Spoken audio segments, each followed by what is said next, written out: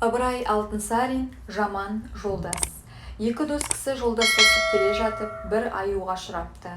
Бұл екі кісінің біреуі әлсіз ауру екен, екіншісі мықты және де жас жігіт. Аюды көрген соң бұл жігіт ауру жолдасын тастап, өзі бір үлкен ағаштың басына шығып кетіпті.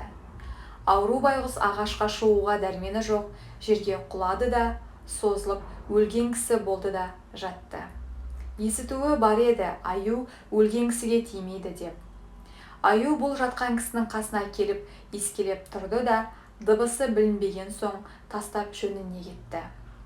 Мұнан соң манағы жолдасы ағаштан түсіп аурудан сұрапты. Достым, аю құлағыңа не деп сыбырлап кетті? Ауру айтты дейді. Аю құлағыма ақыл сыбырлады. Екінші рет тар жерде жолдасын тастап қашатын достармен жолдас болма, деді дейді екен.